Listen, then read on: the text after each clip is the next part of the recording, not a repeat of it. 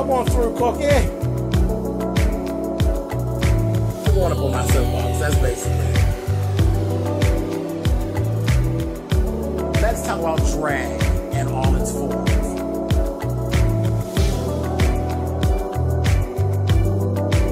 What, Cookie?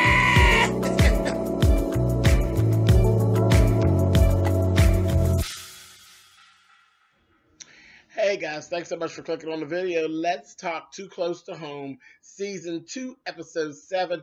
This is actually the last episode before we actually get to the finale. And this one was pretty much a filler. There wasn't a whole lot that really went on. It was really people just kind of moving around in what drama we already know is actually going on. So over at the White House, there's some details that have actually been linked to the press. The president was actually doing a press conference, and the one reporter just busted out with all these details of what actually went on in that Oval Office. And he was like, who's linking this? And the first lady's like, I'm the one that told it. Because he actually questioned the secretary, the black woman, remember her? And she was like, she said, were you asked questions? She said, yeah. He said, well, what did you tell him? She said, I told him that I was sitting at my desk and that the door was open the whole time. And that's what the first lady said, you have her trained just like a chihuahua, honey. I said, oh. And she's like, I'm the one that told him. You know, he's like, oh, just shut up. Can't you shut up sometimes? She said, can't you go to hell sometimes? I said, oh, they're a mess.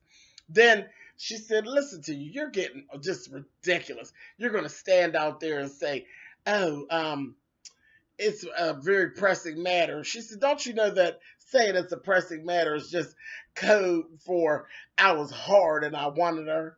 And he said something, and she said, yeah, I'm going to nail it. I said, oh, she's a mess. That Heather there is too much. She's a mess. She's like, I'm going to blow this shit up. So anyway, let's go back to the trailer park. Frankie has told Sheriff Mobley and the girls time after time after time, this is not good the way that you all are doing this. There's going to be some backlash. She's going to go through some mental stuff because of how you all are doing this. And they're like, yeah, well, we ain't got no other choice. They ain't listening, so whatever. Then Frankie actually has a run-in with Elm's wife, Tina. She done found a bra. And they talk, and she's like, do you know about this? And she's like, no. You could tell she really wanted to tell her, but she's like, no, I don't know. About it. And she's like, it'll reveal itself to you. And she says, this bra smells like the cheapest perfume. She said, well, see, that'll make it easy. So she done put her down with it, put her up on game, like, just sniff for the perfume, bitch, and you'll find the whore that's fucking your husband. I said, girl, that was smart. So I just kind of laughed at that.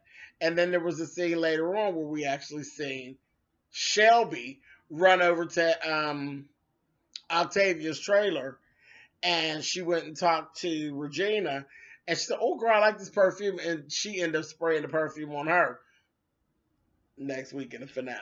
Just hold on to that next week in the finale.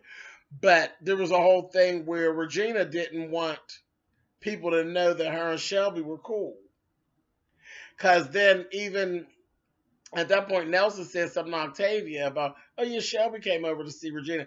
And Octavia's like, what the Shelby and Regina? You're lying. She's like, no, they're cool. Then when she went back there, she told somebody, oh, no, me and Shelby ain't cool. She's just a mess. She's just messy as hell, that damn Regina. But she's going to get caught up in all her bullshit. Just watch. Let's see.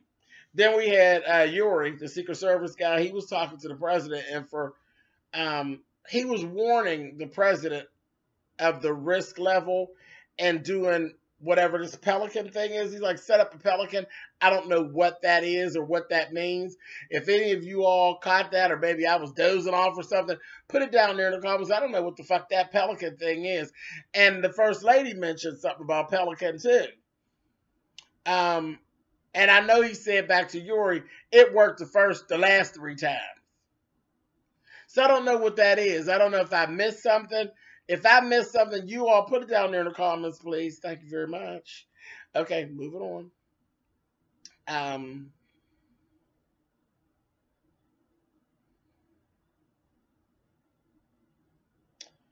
That's pretty much it. Shelby got into it with the mother because there was this whole big thing toward the end where Shelby found this dress. They would go throw this dress away, and she's like, "It's mine, it's mine." At first, I thought she was making fun of the mother, and the way she's acting about them throwing her shit away. But here's this little dirty little dress. I said, "Girl, she giving Monica Lewinsky a tease, honey." And there's like a little quarter in the pocket, and she's like, "You all probably don't even remember. It's my dress." So when she went in, she talked to the mother, and the mother's like, "You don't even remember the dress or the quarter, do you?" So we never got the story behind the dress or the quarter. But her and the mother go back and forth, and she's telling her, "You never loved me. You didn't love any of us. You did all of this to us, this, that, and the other." And they got into it. And the mother, Shelby, got too close to the mother. She said, "Oh, you better be glad I ain't got no bullets. Because if I had," she said, "Good, you ain't got no bullets, so I could beat your fat ass." I said, "Oh," she got too close to the mother, honey. The mother grabbed her by her head, honey, and pulled her head down and all that funk, honey. I said, "Oh." Justin, they was just going at it. They were a mess. In the midst of that, Rebel and Mac got into it because Rebel's on her way over to Eli's. And Mac's following her, telling her, "You're not going over there."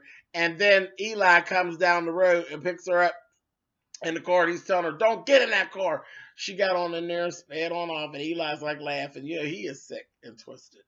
Sick, twisted bastard. And the last thing was a fight between Dax and Victor. Dax and Victor got to going back and forth at it. And Dax gonna sit a chair in front of Victor, and Victor's going back and forth with him. And what's the little child's name? The black girl. Valerie.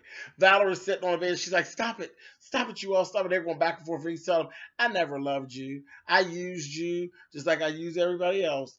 And this, that, thing, the other. He says, "Look how I can turn it on and off." We'll say, "I love you, Dax. I love you." See how that works? And they were going back and forth. Next thing I know, honey, Dax jumped over there and beat the goddamn shit out of Victor and choked him out. Then slammed him on the floor. Honey was choking him. Valerie ran and got Brody. Brody came up there and yanked him off of him, honey.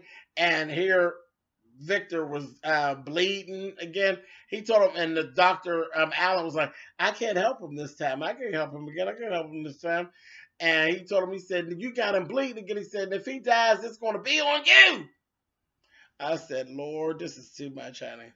Too much." And that's basically where it ended out. Like I said, it was pretty much a filler episode of people just moving around in what their drama, that we found that their drama is.